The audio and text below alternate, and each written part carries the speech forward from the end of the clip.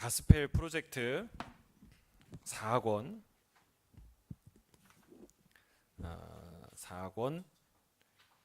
5과죠. 5과 약속을 이루시는 만왕의 왕. 다윗 언약에 관한 이야기입니다. 다윗 언약.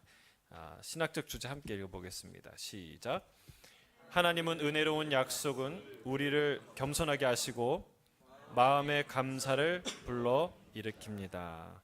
하나님의 은혜로운 약속, 그 약속이 우리를 겸손하게 하고 또 우리의 마음의 감사를 불러 일으킨다. 아마 다윗의 주신 그 언약을 상기시키는 내용인데요. 우리 목사님 한번 읽어주시겠습니까? 영어권에서 가장 골치 아픈 단어 중 하나가 충분히입니다. 많은 사람이 충분히 잘 지냈는지, 충분히 열심히 일했는지, 충분히 가족을 사랑했는지 서로 궁금해합니다. 이제는 하나님과의 관계에까지 이 단어를 덧붙여 씀으로써 상황을 복잡하게 만들고 있습니다. 도대체 얼마만큼 해야 하나님께 충분할까요? 계속해서 읽어주세요. 다윗이 하나님께 집을 지어드리려고 한 것은 하나님을 위해 좀 더 많은 일을 하고 싶은 그의 열망 때문이었습니다. 하지만 그는 곧 하나님의 생각은 그와 다르다는 것을 알게 되었습니다. 하나님의 계획은 다윗이 무엇인가를 하는 것이 아니라 주시는 것을 받아들이는 것이었습니다. 우리는 이를 통해 세상을 향한 하나님의 마음을 엿볼 수 있습니다. 이 세션에서 우리는 하나님이 아브라함에게 하신 언약을 이제 다윗에게 재확인하고 확장하시는 것을 보게 될 것입니다. 하나님은 다윗에게 그의 원수들을 멸하여 평안히 살게 하며 그의 후손 중 한 명을 통해 영원한 집을 짓겠다고 약속하셨습니다. 하나님의 변함없으신 약속에 다윗은 감사와 겸손으로 응답했습니다. 이것은 모든 믿는 자가 신실하신 하나님께 마땅히 취해야 할 태도입니다. 네, 오늘 다룰 내용을 요약했는데 주요 포인트 중에 하나가 이것입니다. 다윗이 하나님께 뭔가를 해드리려고 했는데 하나님께서 그 일을 통해서 물론 축복도 하시지만 하나님 그 일도 기뻐하시지만 상기시키세요. 네가 나를 위해 일하는 것이 아니라 내가 너를 위해 일을 한다.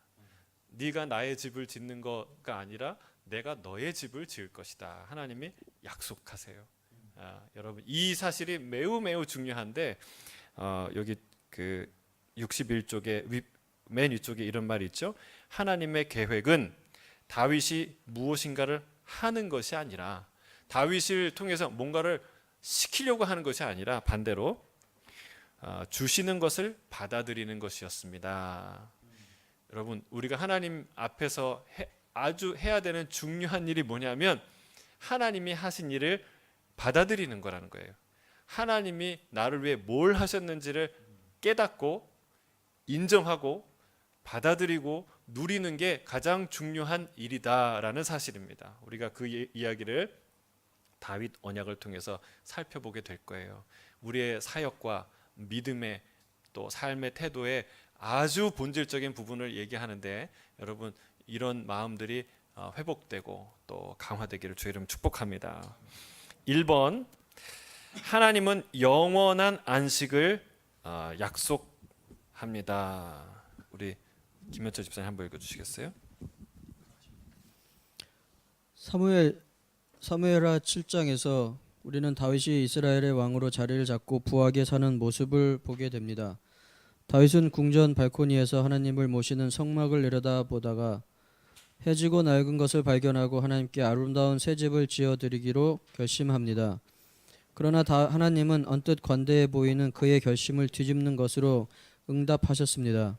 다윗의 계획을 받아들이는 대신 하나님이 자기 계획을 말씀하신 것입니다. 자, 다윗이 무슨 생각을 합니까? 하나님의 전을 지어드려야 되겠다. 하나님의 집을, 하나님의 성전을 나는 내 성전을 멋지게 지었는데 하나님 그 위대하신 이 출애굽의 하나님, 이스라엘의 하나님, 하늘과 땅을 천지를 지으신 그 하나님이 거하시는 저 성소가 그냥 여전히 천막 가운데 있는데 이건 아니다.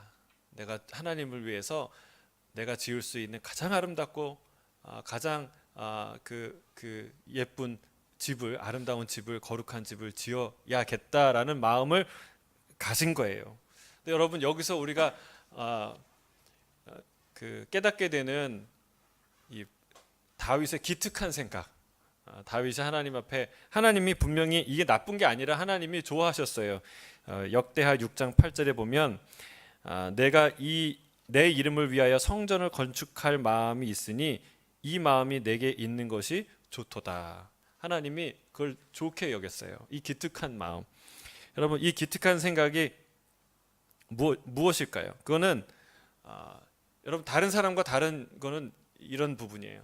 우리는 하나님 앞에 나아갈 때 해야 될 것이 무엇인지를 포커스를 맞춰서 혼나지 않거나 그 뭔가 이렇게 핀잔이나 야단 맞지 않을 일을 찾아서 그냥 그거를 의무를 다하는 것으로 우리가 하나님 앞에 나아가는데 보통 그렇게 하나님께 나아가는데 다윗은 그렇지 않았다는 거예요. 다윗은요, 하나님이 요구하신 적도 없고 하나님이 그것 때문에 내가 속상하다 말한 적도 없지만 하나님을 위해 내가 뭐를 할까 이런 생각을 했다는 거예요.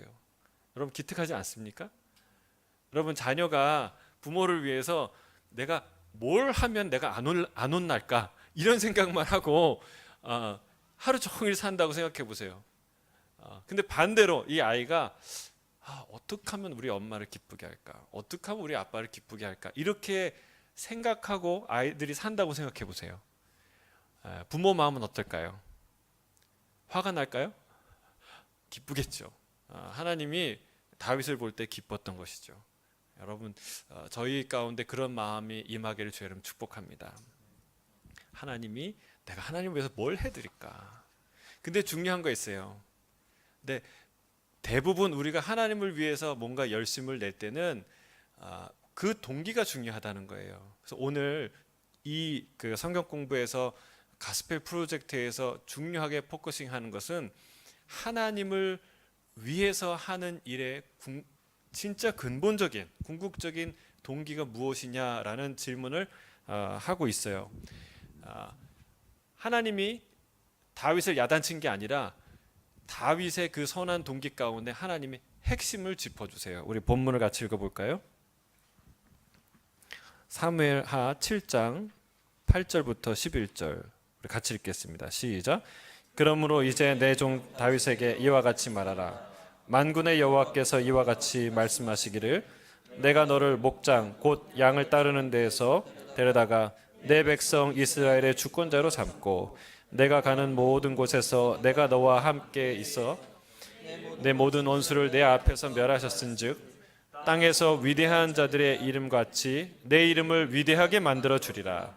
내가 또 내 백성 이스라엘을 위하여 한 곳을 정하여 그를 거주하게 하고 다시 옮기지 못하게 하며 악한 종류로 전과 같이 그들을 해하지 못하게 하여 전에 내가 사사에게 명령하여 내 백성 이스라엘을 다스리던 때와 같지 아니하게 하고 너를 모든 원수에게서 벗어나 편히 쉬게 하리라. 여호와가 또 내게 이르노니 여호와가 너를 위하여 집을 짓고. 하나님이 그 얘기를 듣고 뭐라고 얘기하십니까? 첫 번째는 내가 너를 목장에서 불렀다. 예? 양을 치는 데서 불렀다. 요즘 여기 그 호주에선 이렇게 농장, 파머라고 하면은 이게 보통 가난한 사람이 아니라 돈이 많은 사람을 지칭하잖아요. 근데 이때 목장에서 양을 기르고 염소를 기르는 사람들은 굉장히 천시 여겼던 시대였죠. 그런 목장에서 들판에서 양을 칠 때에 내가 너를 불렀다. 내가 너를 불렀다. 이 뒤에 이 하나님의 약속을 듣고 그 다윗이 나가서 고백할 때 첫 고백이 그거예요. 하나님, 내가 누구에게 나와 내 집이 누구에게 하나님 이런 복을 주셨습니까? 여러분, 내가 부르심 받은 그 자리를 다윗은 잊지 않고 기억하고 있었던 것이고 하나님이 그것을 다시 한번 상기시키는 거예요. 네가 준비되어서 네가 모든 자격이 있어서 부른 것이 아니고 내가 너를 비천한 가운데 네가 자격이 없는 가운데 내가 불렀다라는 사실을 하나님이 다시 한번 상기시키는 거예요. 이 모든 일의 시작이 나다. 그리고 너를 불러서 대적을 물리치고 그 왕의 자리에 앉히고 하나님께서 존귀하게 하신 그 모든 일이 내가 한 것이다. 그리고 앞으로도 내가 너희한테 그런 일을 할 거다. 집을 세울 거다. 그리고 그 왕위를 영원히 빼앗기지 않고 흔들리지 않는 왕위를 내가 세울 것이다 라고 하나님께서 약속하시죠. 여러분, 이 다윗의 충정과 이 다윗의 하나님을 향한 마음이 부족했을까요? 진심이 아니었을까요? 다윗은요 진짜 하나님을 사랑하고 하나님께 이 성전을 짓기로 결단하고요 정말 많은 준비를 했어요. 이후에도 그 성경을 보면요 역대상 22장 14절에 보면요 다윗이 하나님을 위해서 준비한 은과 금이 얼마냐면 금이 10만 달란트 그리고 은이 100만 달란트예요. 철과 동은 너무 헤아릴 수 없어서 기록도 안 했어요. 근데 이걸 이제 얘기하면서 솔로몬에게 너는 여기다 더하여야 할지니라라고 얘기했어요. 금이 10만 달란트면 얼마일까요? 이제 구약 시대의 1달란트가 34.27kg 정도 된대요. 34kg. 그러면 1만 달란트면 3,400톤이 되는 거예요. 3,400kg이 아니라 3,400톤이 돼요. 네. 그러면 10톤 트럭으로요 340대를 해야 되는 거예요. 10톤 트럭으로. 물론 20톤 트럭은 절반이겠지만 어마어마한 양이겠죠. 어마어마한 양이에요. 상상할 수 없는 금만 은은 그곳에 10배죠. 그러니까 여러분 상상할 수 없는 헌신과 마음으로 이 다윗이 하나님께 나아갑니다. 하나님이 여기서 얘기하시고자 하는 것이 무엇인가? 여러분 우리가 하나님 앞에 뭔가 하려고 나아갈 때 우리가 돌아봐야 될 그 마음의 동기가 무엇인가? 두 가지가 있다는 거예요. 하나는 하나님께 보답하여 그의 은혜에 보답하여 드리려는 마음이 있고 또 하나는 하나님께 갚으려는 마음이 있다는 거예요.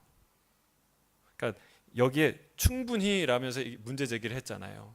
이 뒤에도 나오겠지만 얼마면 되냐? 어떻게 하면 충분한가? 내가 하나님 앞에 어떻게 하면 내가 받은 은혜, 내가 받았다고 하는 은혜를 충분히 내가 할 도리를 하는 것인가? 여러분 이건 다른 태도라는 것이죠. 두 가지는 다른 거예요. 하나님의 그 은혜에 감사해서 하나님께 보답하려는 것과 하나님의 은혜를 갚으려는 것은 다른 태도예요. 여러분 이 하나님께 갚으려는 사람은 어떤 성경에서 어디에서 그 예를 찾아볼 수 있을까요? 예수님이 1만 달란트 빚진 자에 대한 비유를 하셨죠. 1만 달란트 빚진 자가 탕감을 받지 않습니까? 정말 절망 가운데 깊은 절망 가운데 이제 죽었구나 이제 얘기를 하는데 주인이 그것을 탕감시켜 주죠. 근데 1만 달란트 빚을 탕감받은 자가 밖에 나가서 100데나리온 받은 사람을 보고 어떻게 합니까? 야, 내가 1만 달란트 빚을 탕감받았는데 100데나리온 아무것도 아니야. 괜찮아.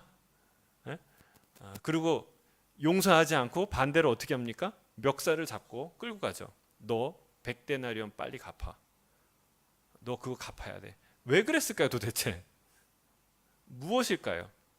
그 비유에서 우리가 생각해낼 수 있는 의미가 무엇일까요? 왜 도대체 그런 은혜를 받은 자가 왜 그렇게 어이없는 황당한 일을 하냐는 거죠. 여러분 이거는요 내가 은혜를 받았다라는 것을 받아들이지 못하는 거예요. 이게 오늘 포인트가 거기 있다고 그랬죠. 하나님께서 하신 일을 받아들이는 게 가장 중요한 일인데 여러분 이 사람은요 1만 달란트 탕감받은 그 은혜를 받아들이지 못하고 내가 갚아야 하는 것으로 생각하는 거예요. 여러분 이게 자존감이 아주 강한 사람들이 이런 경향이 있는데 여러분 내가 갚아야 될 어떤 것이라고 생각하는 거예요. 근데 하나님이 얘기하는 건 그건 갚을 수 없는 거다라는 거죠. 내가 호의로 너에게 준 것이고 은혜로 준 것이고 여러분 사랑으로 너에게 준 것이다라고 얘기하는데요. 여러분 내가 그 안에 쑥 이제 이따 또 그 얘기도 하겠지만 내가 그 안에 그 권위 안에 쑥 들어가지 않으면 이런 마음을 품는 거예요. 내가 갚아야 되겠다. 갚아야 되겠다. 여러분 이런 마음이 사라지길 주의 이름 축복합니다. 하나님의 은혜는 갚을 수 없는 은혜예요. 갚아버릴 수 없는 거예요.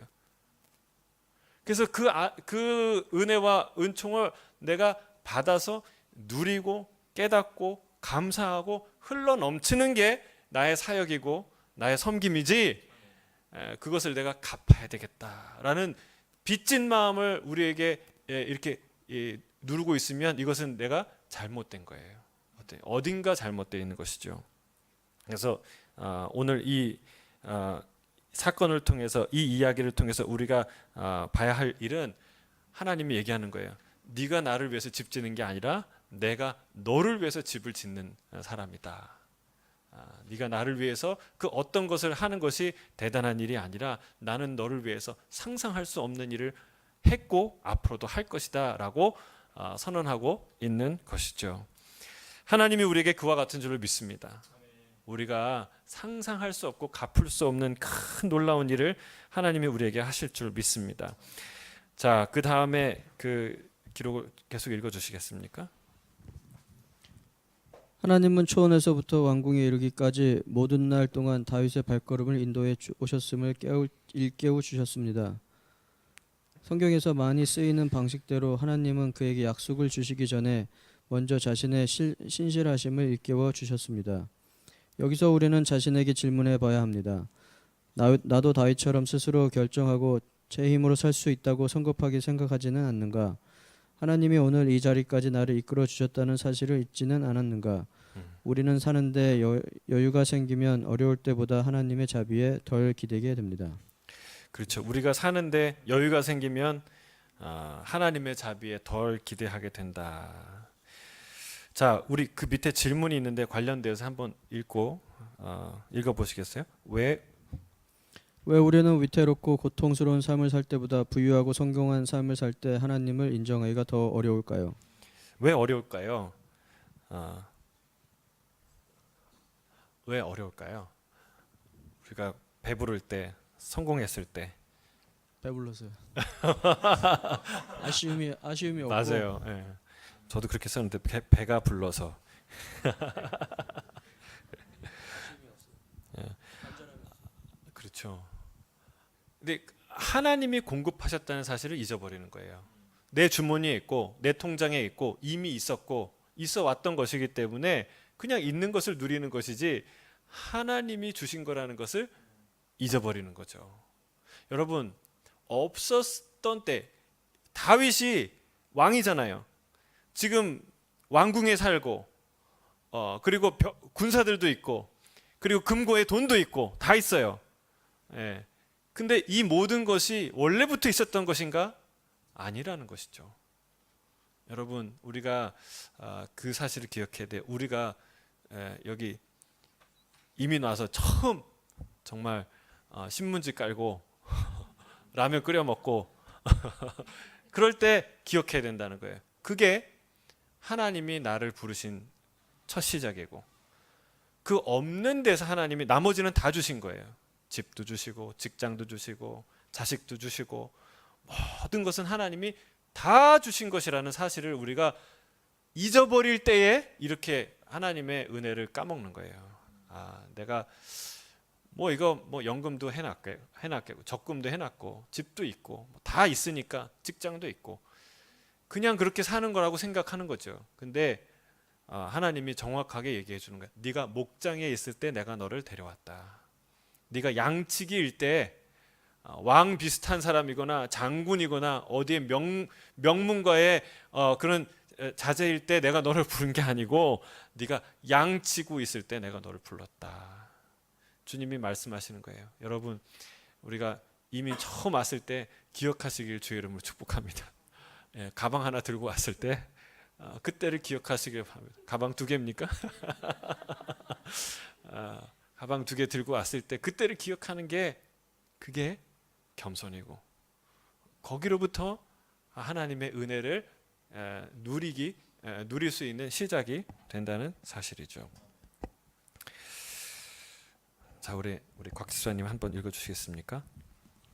사실 하나님은 다윗에게 이렇게 말씀하신 셈입니다.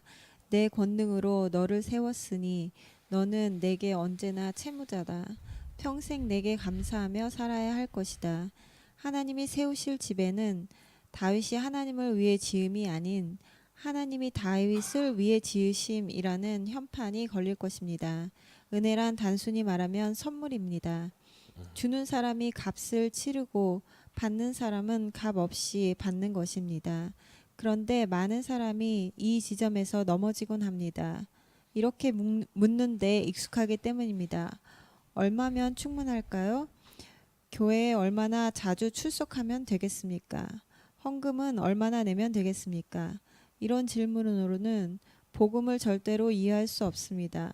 복음은 하나님의 엄청난 선물에서 비롯되었기 때문입니다.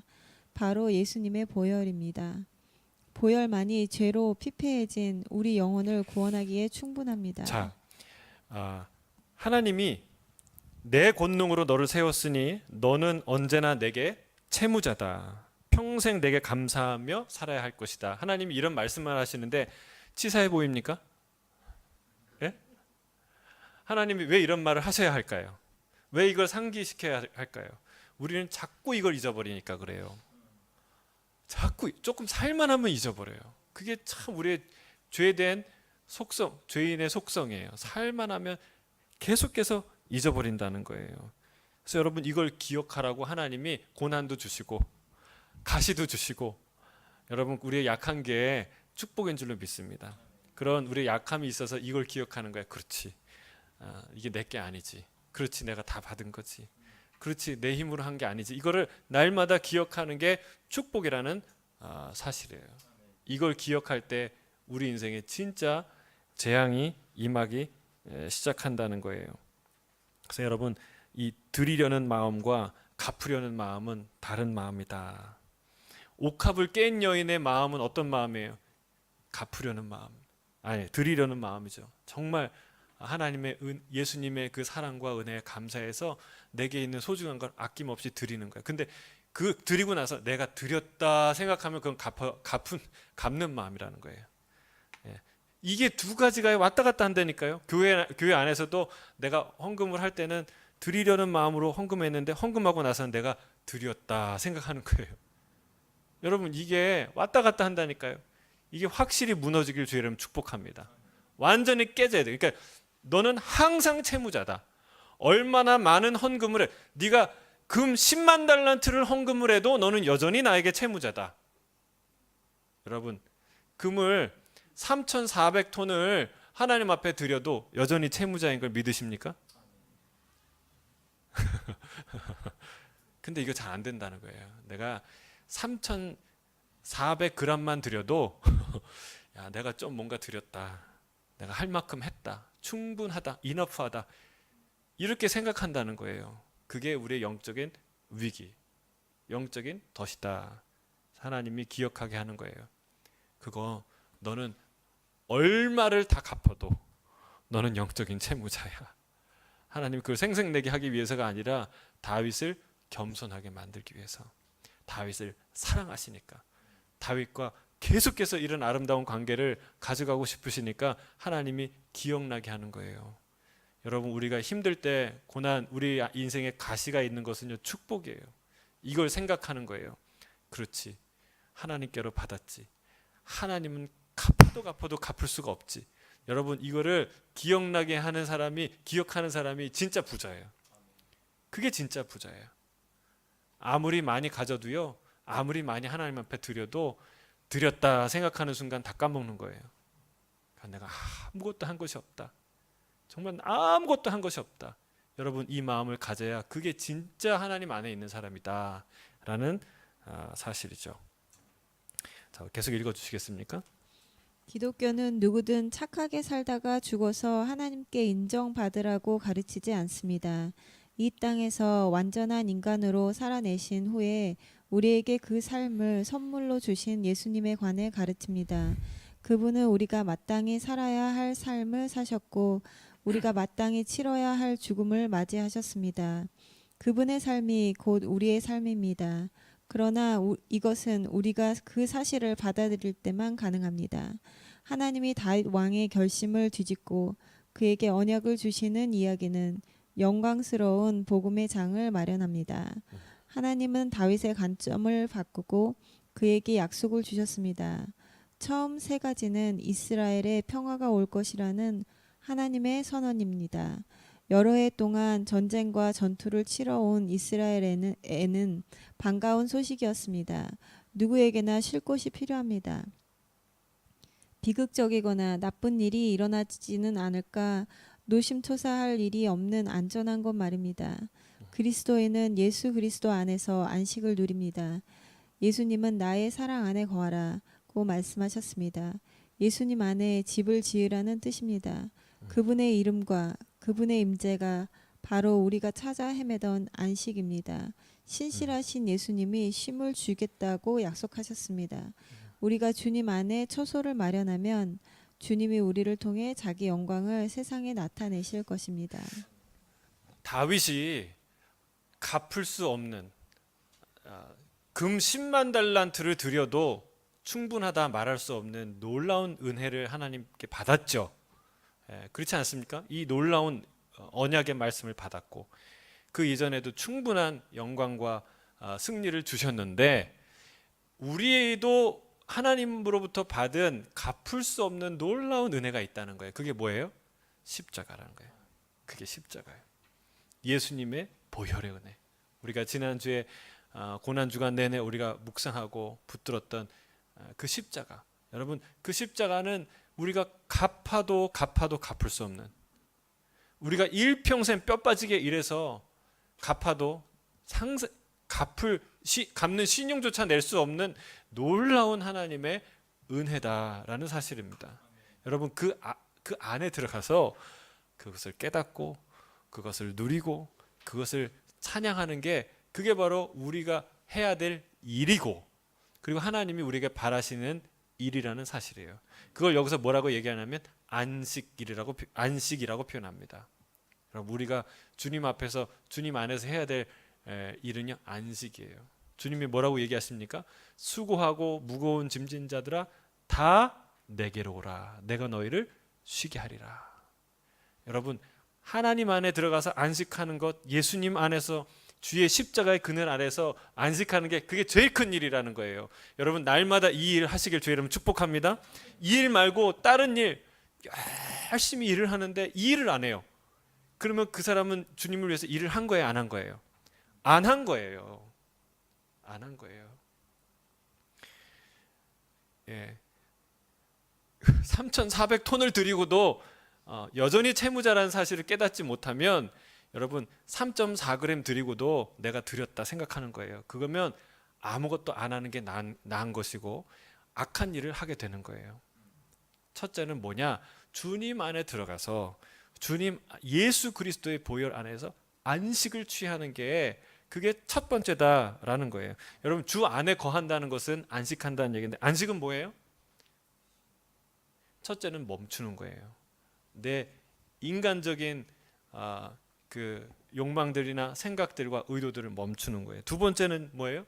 누리는 것이죠. 주님이 주시는 것을 누리는 거예요. 여러분 멈추지 않고 어떻게 그와 함께 합니까? 누리지 않고 어떻게 그와 하나가 됩니까? 마음을 나눌 수가 있겠습니까? 세 번째는요, 그 누림으로 인해서 감사하는 것이죠. 네 번째는요, 그것이 흘러 넘쳐서 보답하고, 그러니까 감사로, 찬양으로, 또 순종으로 나아가는 것이죠. 그게 안식이죠. 근데 이 안식과 이 다른 말로 주 안에서 거한다는 것이 뭔가, 주 안에서 거한다는 것이 뭔가, 이거를 표현하는 말이요, 다른 말로는 순종이에요. 순종. 자, 요한일서 2장 6절에 이렇게 얘기하고 있습니다. 요한일서 2장 6절에는 그의 안에 산다고 하는 자는 뭐예요? 암송하시는 분들 계실 텐데, 예? 그의 명령을, 그가 행하시는 대로, 자기도 행할지니라. 그가 행하시는 대로 자기도 행할지. 무슨 말입니까? 주 안에 거하고 주 안에 산다는 사람은요, 주의 계명과 말씀을 지킨다는 거예요. 그러니까 주의 말씀을 지킨다는 것은 또 율법적인 삶으로 돌아간다? 이게 아니에요. 주 안에 거한다는 사실은요, 마치 그 그림을 정확하게 표현하는 그림이 있는데, 그게 목자의 음성을 따르는 양이에요. 그게 순종을 정확하게 표현하는 그림이고, 이 주님 안에 거한다는 말을 정확하게 이 그림으로 그린다면 그런 그림이에요. 그러니까 목자가 정호야 이리 와라 그러면 네 하고 가는 거예요. 그게 정확하게 그 주 안에 거한다는 거예요. 이리 와서 물을 먹어라 그럼 와서 물 먹는 거예요. 이리 와서 꼴을 먹어라 그럼 먹는 거예요. 자, 이제 저리로 가자 그러면 같이 가는 거예요. 예, 그게 주 안에 거한다는 거죠.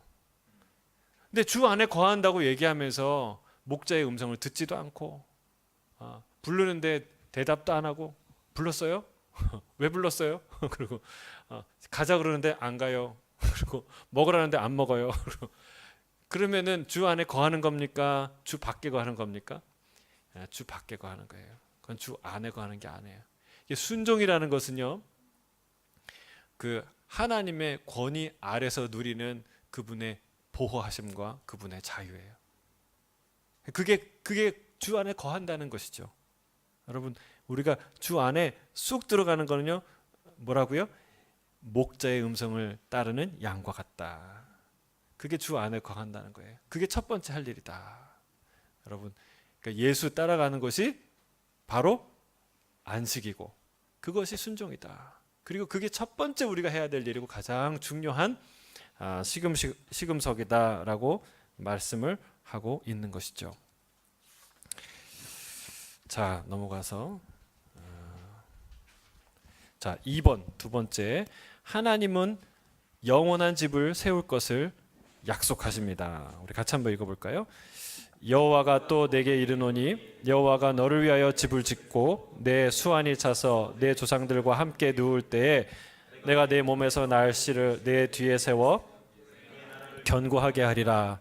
그는 내 이름을 위하여 집을 건축할 것이요 나는 그의 나라 왕위를 영원히 견고하게 하리라. 나는 그에게 아버지가 되고 그는 내 아들이 되리니 그가 만일 죄를 범하면 내가 사람의 매와 인생의 책직으로 징계하려니와 내가 내 앞에서 물러나게 한 사울에게서 내 은총을 빼앗은 것처럼 그에게 빼앗지는 아니하리라. 내 집과 내 나라가 내 앞에서 영원히 보존되고 내 왕위가 영원히 견고하리라 하셨다 하라. 나단이 이 모든 말씀들과 이 모든 계시대로 다윗에게 말하니라. 아멘. 근데 여러분, 이 약속 중에 제일 다윗이 흐뭇하고 기뻐하고 감사했을 대목이 뭘까요? 예? 제 생각인데요. 저는 그것도 근데 제 생각에는 이 표현 같아요. 영원히 보존되고 내 왕위가 영원히 견고하리라. 영원히 견고하리라. 여러분, 잠깐 우리가 잘 나갈 수도 있는데 영원히 잘 나가는 거. 한 시대 왕인데 영원토록 왕이 되는 건 다른 얘기예요. 그렇죠? 하나님이 그래서 이 다윗이 뒤에 고백을 하는데 너무너무 가슴 떨리고 막 너무너무 감사해요. 하나님, 이 장래 일까지 나에게 약속을 하시고 이 영원토록 우리 집을 세우겠다는 이 약속을 하셔서 너무 감사합니다. 여러분, 얼마나 위대한 약속입니까? 영원을 약속할 수 있는 사람은 아무도 없어요. 영원으로부터 오신 분이고 영원 안에 계신 분이고 영원토록 존재하신 분 외에는 영원을 약속할 사람이 아무도 없어요. 근데 우리 하나님이 다윗에게 그런 약속을 하셨어요. 여러분, 우리에게도 그런 약속을 하시는 줄 믿습니다. 나는 너를 영원히 사랑한다. 나는 너를 영원히 내 아들로, 내 딸로, 나의 왕자로, 나의 공주로 내가 너를 세울 것이다. 여러분 약속한다는 사실입니다. 자, 우리 이인정 사모님 한번 읽어주시겠습니까? 하나님이 다윗에게 영원한 집을 지어주겠다고 약속하십니다. 이것은 궁극적으로 메시아를 가리키신 약속입니다. 그분이 장차 오셔서 영원히 다스리실 것입니다. 그런데 본문에서 많은 독자에게 의구심을 불러일으킬 만한 구절이 한 군데 있습니다.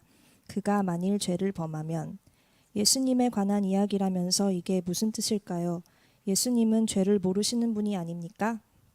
성경의 예언은 대부분 중의적입니다. 직접적인 의미가 있는가 하면 궁극적인 의미도 있습니다. 물론 두 가지 의미를 분별해서 보는 것은 어려운 일이지만 그것들은 엄연히 별개의 것입니다. 멀리서 산맥을 바라본다고 생각해 보십시오. 처음에는 두 개의 봉우리가 붙어 있는 것처럼 보이지만 가까이 다가갈수록 그 둘 사이가 수십 킬로미터나 떨어져 있음을 알게 될 것입니다. 이 예언의 즉각적인 성취는 다윗의 아들 솔로몬입니다. 안식이란 뜻의 이름을 가진 솔로몬은 여러 면에서 약속의 성취로 볼 수 있습니다. 그의 통치로 이스라엘 전역에 안식이 찾아오고 성전도 지어질 것입니다. 그러나 그는 몇 가지 아주 어리석은 일을 저지르게 됩니다. 본문에서 하나님이 언급하신 사울의 버금가는 어리석은 행동들입니다. 예를 들어 그는 후궁을 700명이나 두고 우상을 숭배하게 될 것입니다. 그럼에도 불구하고 하나님은 약속을 지키시는 분이므로 그에게서 왕국을 완전히 빼앗지는 않으실 것입니다. 그러나 이 예언이 궁극적으로 가리키는 것은 솔로몬 너머에 있는 다른 왕입니다. 바로 예수님입니다. 예수님은 영원히 견고할 다윗 왕국의 후손이십니다. 또한 참된 성전을 세우실 후손이십니다. 인간의 손으로 짓는 건물이 아닌 자기 몸으로 세우시는 성전입니다. 승천하신 후에는 그분의 성령을 보내어 주의 백성인 우리로 하여금 하나님의 성전이 되게 하실 것입니다. 아멘. 자, 이 성경의 예언은 대부분 중의적이다라는 표현을 했어요. 중의는 한이, 중의, 양의가 아니라 두 가지 뜻이 함께 들어가 있다는 뜻이죠. 여기 표현을 너무 적절하게 했는데 멀리서 산을 보는 것과 같다. 앞산과 뒷산이 중첩돼서 보이죠. 그리고 바로 뒤에 있는 어떻게 보면 한 산 같이 보여요. 똑같은 산. 그러나 가까이 가면 갈수록 이 산이 앞산과 뒷산의 거리가 수십 킬로 멀리 떨어져 있다는 사실을 보게 되는 거예요. 여러분, 그 성경의 예언이 이와 같아요. 솔로몬을 예언하는 것 같으나 그러나 실질적으로는 예수 그리스도를 예언하고 있는. 어디서 그걸 찾아볼 수 있을까요? 왜 예수 그리스도를 다윗의 이 예언의 성취를 예수님이 이뤘다고 말할 수 있을까요? 여기서 보면 하나님이 뭐라고 약속하냐면 너의 왕위를 영원히 내가 흔들리지 않게 하겠다 말씀했어요. 그런데 분명히 이스라엘 왕조는 영원해요? 사라졌어요? 사라졌어요. 그러면 하나님의 약속이 지켜지지 않은 거잖아요. 그렇지 않다는 거예요. 여기는 반드시 두 가지의 중의적인 하나님의 언약이 들어가 있다는 거예요. 누구를 통해서 이 영원한 다윗의 이 왕위가 이어지고 있습니까? 예수 그리스도. 다윗의 후손, 여자의 후손, 다윗의 후손, 그 여호와의 종, 그렇죠? 이사야가 예언 여호와의 종. 그 예언을 성취하신 예수 그리스도가 이 다윗의 영원한 왕위를 이어받아서 지금도 그 왕으로 통치하고 계시고 앞으로도 통치하실 줄 믿습니다. 그래서 하나님이 이 두 가지를 같이 예언하시는 거예요. 근데 실제로 솔로몬은 왕의 영원성에 대한 부분은 중의적인 의미가 많은 것 같은데 네. 예로 나오는 14절에 그가 만일 죄를 범하면이라는 부분을 예수 그리스도하고 중의적으로 해석하는 것은 맞나요? 그래서 여기 그 설명이 여기에 있는 거예요. 지금 그 문제 제기를 하고 있잖아요. 첫 번째 좋은 질문이세요.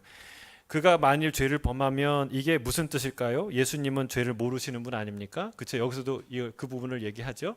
이거는 누구를 얘기하냐면 솔로몬의 죄를 얘기하는 것이다. 그래서 두 가지를 중의적으로 얘기하는데 똑같이 100% 솔로몬에게 100% 해당되고 예수님께 100% 해당되는 부분이 아니라는 거예요. 어떤 부분은 솔로몬을 향한 예언이고 어떤 부분은 예수 그리스도를 향한 예언이고 우리가 이게 문구적으로 예를 들어서 네. 왕에 대한 부분을 중의적으로 해석할 수 있지만 네네 14절을 예수님과 연관시켜서 해석하는 부분은 좀 네네 그건 중의적으로 표현하면 안 돼요. 네네 그 얘기를 하는 거예요. 그러니까 두 가지 이사야도 마찬가지예요. 이사야 예언도 보면요, 그게 완전히 예수님만을 얘기한다고 하지 여호와의 종이 완전히 예수님을 표현하는 것만은 아니고 실제로 역사적인 한 인물을 상징하는 것으로 해석이 되는데 근데 이거는 역사적인 한 인물만을 상징하는 것이다 예언하는 것이다 얘기하면은 그 함의성이 떨어지는 거예요.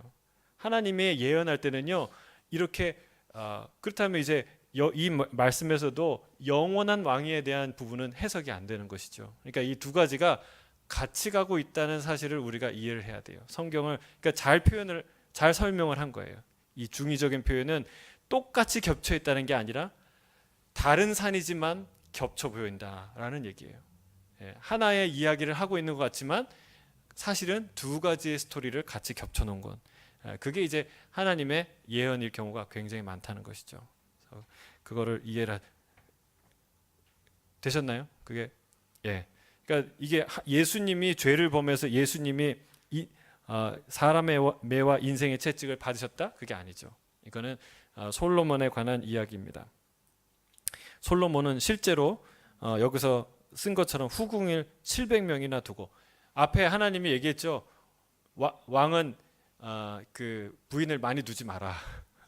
마피를 병거를 많이 두지 마라. 이렇게 하나님 얘기하셨는데 많이 둔 정도가 아니라 심히 많이 두었죠. 이것 때문에 이 우상 숭배가 들어오고 그 솔로몬이 망하게 되죠. 자, 핵심 교리 신실하신 하나님에 대한 이야기가 있는데 같이 읽어볼까요? 시작. 하나님의 신실하심은 하나님이 스스로 말씀을 지키시며 언제나 약속을 성취하심을 의미합니다. 아브라함과 이삭과 야곱에게 하셨던 약속을 성취하신 하나님의 신실함을 볼 수 있습니다. 사도 바울은 신실하심이라는 속성을 하나님이 자신의 말씀을 너희를 부르시는 이는 미쁘시니 그가 또한 이루시리라 라고 말합니다. 우리가 하나님과 사람들에게 한 약속을 지킬 때 우리를 통해 하나님의 성품을 드러나게 됩니다. 그러니까 하나님이 약속을 성취하는 하나님이시라는 거예요. 그리고 이게 그 이중적인 중의적인 예언이나 예표들이 성경에 많이 나오는데 예를 들면 제사제도라는 것이 사실은 예수 그리스도를 예표하고 대속 제물을 암시하는 대속의 희생을 암시하는 실제적인 하나님의 예언이라는 거예요. 이런 이 이야기들이 계속해서 나오는데 그 약속을 하나님이 하신 약속을 하나님이 하나씩 완전하게 성취해 가고 계시다는 사실을 보여주고 있어요. 완전한 이 다윗 언약의 성취는 예수 그리스도이시다라는 것을 말하고 있는 것이죠. 자, 우리 넘어가서 66쪽 질문의 두 번째 질문이 이런 질문이 있어요. 교회는 하나님의 성전으로서의 역할을 어떻게 수행합니까? 어떻게 수행할까요? 우리 잘 수행하죠. 하나님의 말씀을 따라서 질문이 좀 어렵죠, 그렇죠? 네, 교회는 하나님의 성전으로서 어떤 역할을 수행할까? 첫째는 예수 복음을 선포하죠. 그리고 예수 복음으로 사람들을 계속해서 오늘도 초청하죠. 이 안식으로 하나님의 나라로 초청하는 그런 관문과 같은 역할을 하죠. 그리고 하나님을 알게 하고 예수님을 알게 하고 그분을 섬기게 하고 그분을 향한 마음을 강하게 하고 또 확장하게 하는 역할을 또 하죠. 또 하나님을 찬양하고 예배하고 또 하나님 앞에 나아가 기도하고 또 하나님의 천국 공동체를 경험하게 하는 그런 일들을 하는 것이죠. 그래서 교회는 하나님의 성전의 역할을 그렇게 수행하는 곳이다. 자, 3번. 우리는 하나님의 약속에 감사와 겸손으로 응답해야 됩니다. 우리 본문 같이 읽어볼까요? 시작. 다윗의 왕이 여호와 앞에 들어가 앉아서 이르되 주 여호와여 나는 누구요며 내 집은 무엇이기에 나를 여기까지 이르게 하셨나이까? 주 여호와여 주께서 이것을 오히려 적게 여기시고 또 종의 집에 있을 먼 장래 일까지도 말씀하셨나이다. 주 여호와여 이것이 사람의 법이니이다. 주 여호와는 주의 종을 아시오니 무슨 말씀을 하오리까? 주의 말씀으로 말미암아 주의 뜻대로 이 모든 큰 일을 행하사 주의 종을 알게 하셨나이다. 그런즉 주 여호와여 이러므로 주는 위대하시니 이는 우리 귀로 들은 데는 주와 같은 이가 없고 주 외에는 신이 없음이니이다. 땅의 어느 한 나라가 주의 백성 이스라엘과 같으리이까? 하나님이 가서 구속하사 자기 백성으로 삼아 주의 명성을 내시며 그들을 위하여 큰 일을 주의 땅을 위하여 두려운 일을 애국과 많은 나라들과 그의 신들의 구속하신 백성 앞에서 행하셨사오며 주께서 주의 백성 이스라엘을 세우사 영원히 주의 백성을 삼으셨사오니 여호와여 주께서 그의 하나님 되셨나이다. 여호와 하나님이여 이제 주의 종과 종의 집에 대하여 말씀하신 것을 영원히 세우셨사오며 말씀하신 대로 행하사 사람이 영원히 주의 이름을 크게 높여 이르기를 만군의 여호와는 이스라엘의 하나님이라 하게 하옵시며 주의 종 다윗의 집이 주 앞에 견고하게 하옵소서. 아멘. 우리 하민호 집사님이 이어서 읽어주시겠습니까? 이것이 구원의 열쇠입니다. 이것이 구원의 열쇠입니다. 하나님께 얼마나 드리면 충분할까요? 하고 묻는 것은 잘못된 출발입니다. 우리는 구원이란 하나님이 이미 행하신 일을 아는 데서 시작된다는 것을 알아야 합니다. 그것을 알면 하나님을 경외할 수밖에 없을 것입니다. 그렇습니다. 그리스도께서 하신 일을 알고 믿으면 하나님을 위해서 일하고 싶어질 것입니다. 그러나 무슨 일을 하든지 하나님이 우리를 위해 하신 일에 오로지 감사하는 마음으로 해야 합니다. 우리는 세상 사람들이 그리스도인을 보며 이 사람들이 대단한 일을 해냈군, 하나님을 정말로 사랑하는 모양이야 라고 말해주기를 기대합니다. 그러나 본문이 우리에게 가르치듯이 세상 사람들이 우리의 증거를 듣거나 보고 이렇게 말할 수 있게 해야 합니다. 와, 하나님이 인간을 위해 이렇게 대단한 일을 하셨단 말이야. 그렇죠. 자, 여기 중간에 보면 그렇습니다. 그리스도께서 하신 일을 알고 믿으면 하나님을 위해서 일하고 싶어질 것입니다. 여러분, 이게 먼저라는 거. 뭐가 먼저예요? 그리스도께서 나를 위해서 무슨 일을 하셨는지 알고 믿는 게 그게 첫 번째라는 거예요. 여러분, 그래서 우리가요, 교회 10년쯤 다니면 이런 일 해야지 저런 일 해야지, 여러분 그건 다 내려놓을 필요가 있어요. 첫 번째로 해야 되는 건요, 10년 다녀도 30년 다녀도 일을 안 하는 게 좋은 게 뭐냐면, 이 하나님 여호와께서 그리스도께서 나를 위해 뭘 하셨는지 알지 못하면 안 하는 게 좋아요. 여러분, 첫 번째는 하나님이 나를 위해서 뭘 행하셨는지를 아는 게 첫 번째라는 거예요. 거기에서 흘러나오는 것이 사역과 섬김이 되어야 된다.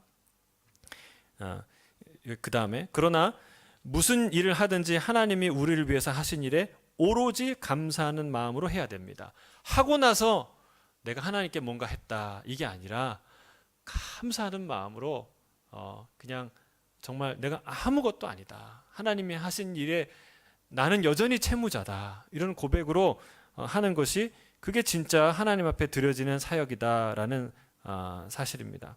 여러분, 하나님이 하신 일에 대해서, 그리스도가 나에 대해서 하신 일에 대해서 거기에 집중하고 그것을 알아가면 알아갈수록 그냥 팔짱 끼고 나는 아무것도 할 필요가 없어, 정말 손 하나 까딱하지 않아도 돼, 이렇게 할까요?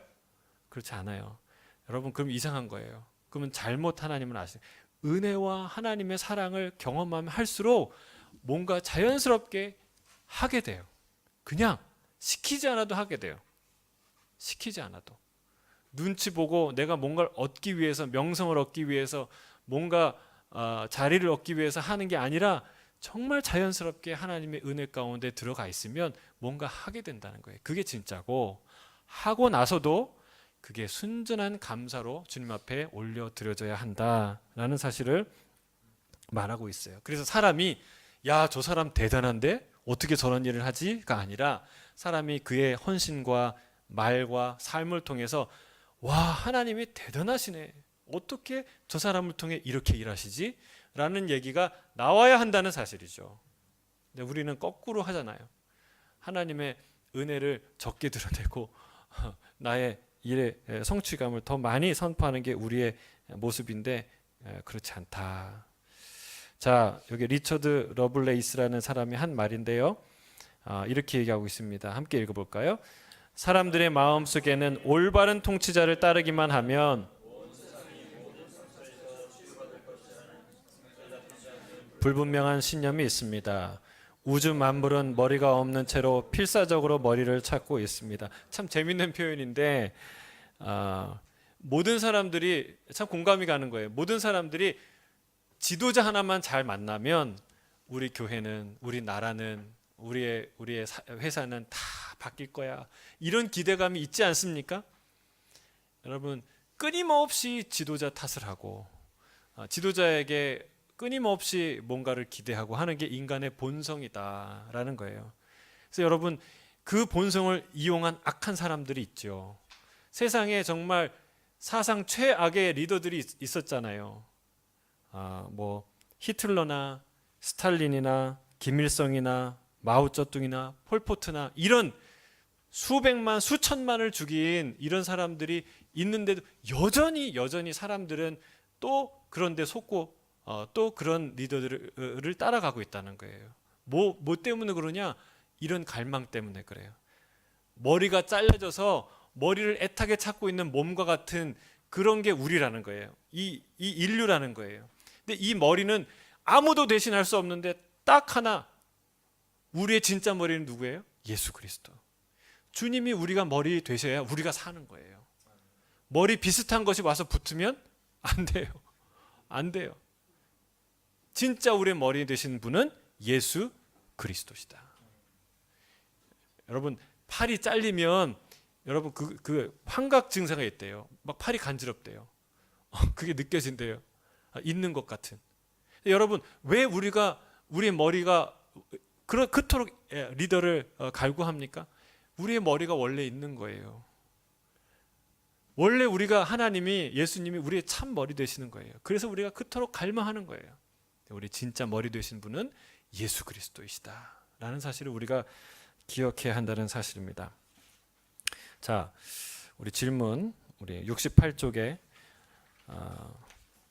이 질문이 이거예요. 하나님이 일하고 계시는 것이 모든 사람에게 자명했던 어떤 활동에 참여한 적이 있습니까? 어떤 면에서 그 특별한 활동이 두드러졌습니까? 혹시 한민호 집사님은 이런 일이 있으십니까? 너무 어려운 것 같은데. 저는 이런 일이 뭐 많지는 않지만 그래도 있어요. 그러니까 제가 뭐 정말 제가 일본의 그 일본 전도 집회 러브 소나타를 하면서 현장에서 본 거예요. 현장에서 느낀 거예요. 하나님이 하셨구나라는 사실을 매번 고백하지 않을 수 없는 상황이에요. 진짜. 여러분, 진짜 일본에는 1년, 2년 막 사람들이 회의하고 서로 그 취업하고 막 그래서 준비해도요. 진짜 300명, 500명 모이기가 쉽지가 않은데 불과 3개월, 4개월 만에 1000명이 모이고 2000명이 모이고 5000명이 모이는 일은 하나님이 하시는 일이에요. 제가 정말 저는 그거 간증할 수 있어요. 하나님이 기가 막힌 일이에요. 특별히 일본을 사랑하는 건 한국인에게 가능해요, 불가능해요? 뭐 가능하겠지만 하나님의 은혜를 주시면 사실은 일본을 사랑하는 건 한국 사람이 아니라 하나님이시라는 것을 알게 됐어요. 하나님이 계속해서 우리의 등을 떠밀어서 일본으로 보내는 거예요. 하나님이 일본인을 사랑하는 거예요. 그리고 또 사람을 불러 모으는 일을, 이건 불가능한 일이에요. 일본 사람들 절대로 기독교 집회 안 옵니다. 한류 연예인들일 때는 부름대처럼 몰려와도 교회에서 뭐 한다 그러면 절대로 안 옵니다. 도시락 싸갖고 갖다 준다 그래도 안 와요. 그리고 또한 수많은 교파와 교단에 있는 목사님들을 만나서 이 꿈과 비전을 나누는데 그 깊은 언어와 문화와 역사의 장벽들을 뛰어넘게 하시는 것은 진짜 하나님이 하시는 일들이에요. 여러분, 이런 일들이 여러분 우리 안에 있어요. 저는 그런 것들이 우리 안에 경험되어지길 주님 축복합니다. 하나님이 그 일을 행하신다는 거예요. 자, 우리 김현준 집사님 한번 그 뒤로 읽어주시겠습니까?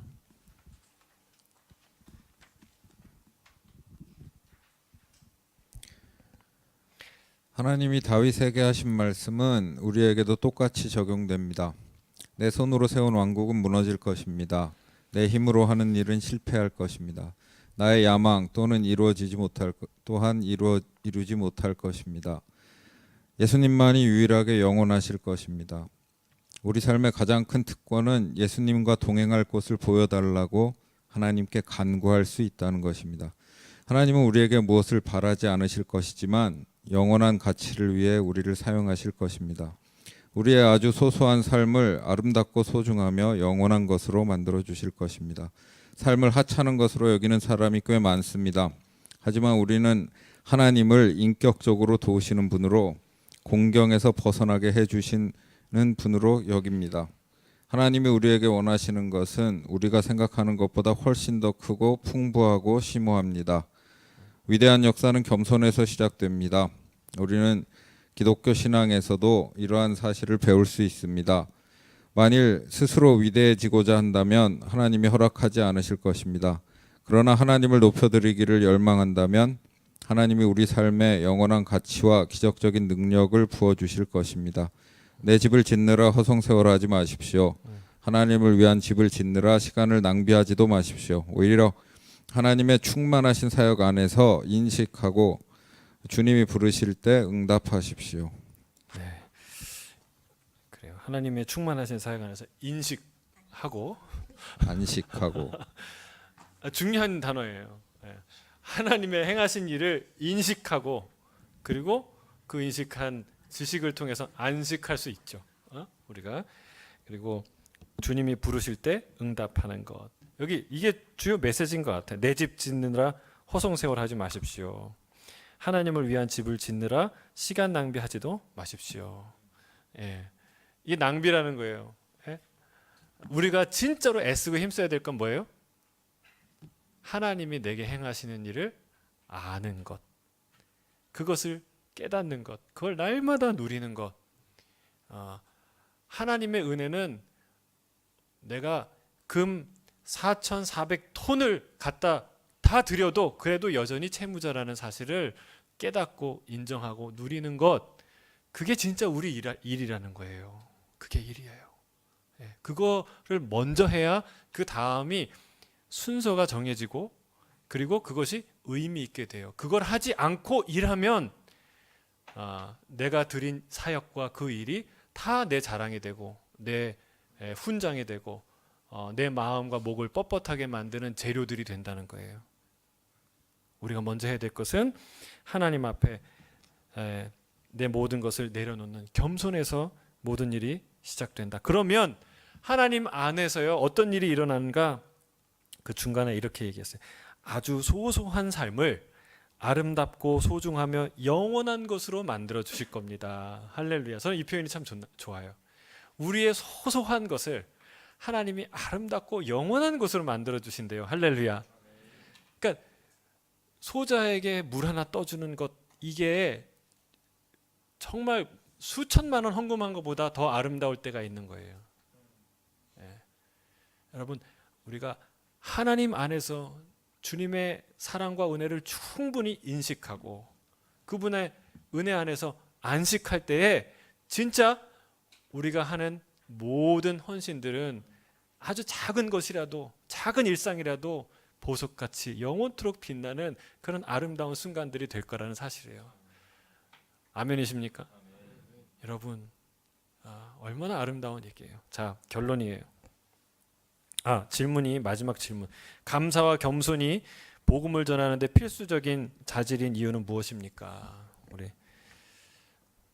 왜 그럴까요?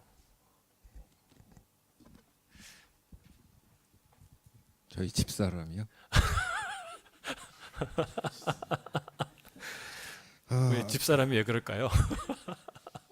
그 감사와 겸손으로 순종하는 것이 하나님이 원하시는 것이라서 그러지 않을까 싶으네요. 맞아요. 복음은요, 누구 얘기입니까? 복음은 내 얘기가 아니고 하나님 얘기예요. 복음은 예수님 얘기예요. 누가 드러나야 됩니까? 하나님이 드러나고 예수님이 온전히 드러나야 돼요. 근데요, 여러분, 복음을 전하는데, 말씀을 전하는데, 이렇게 전도하는데 자기가 드러나요.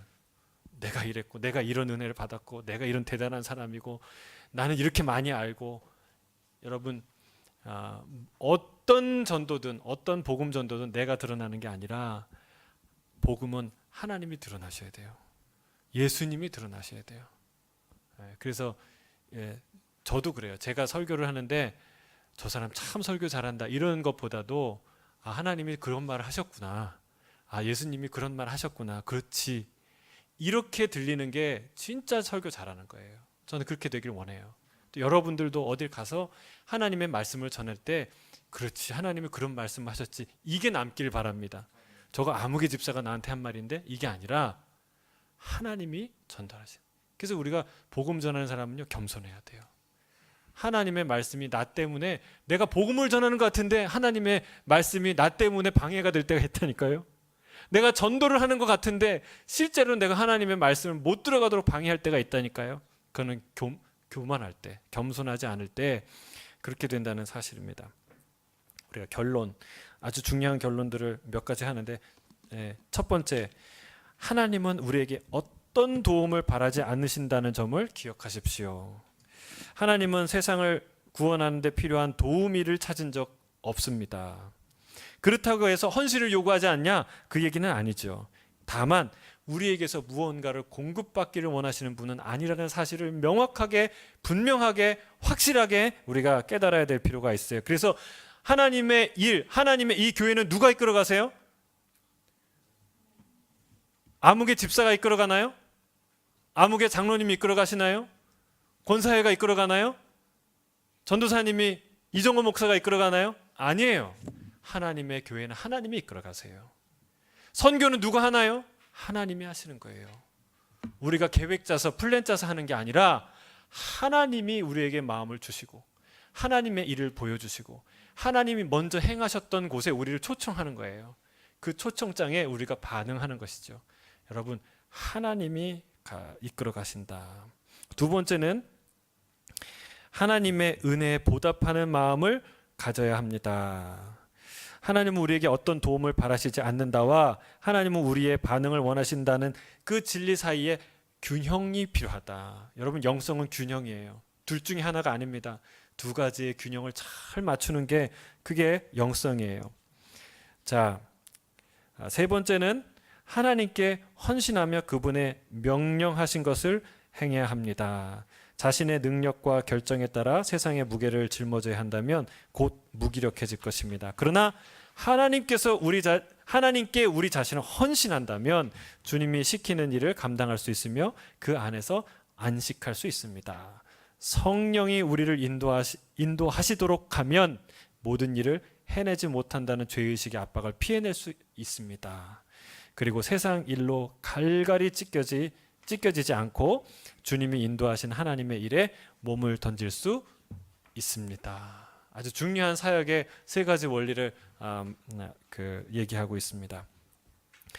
여러분, 우리가 하나님 앞에 드릴 때 정말 아낌없이 드리지만 그러나 먼저 하나님, 아무리 드려도 하나님께 여전히 채무자라는 사실을 깨닫고 하나님의 은혜를 먼저 깨달아 누리는 저와 여러분 되길 주님 축복합니다. 기도하겠습니다.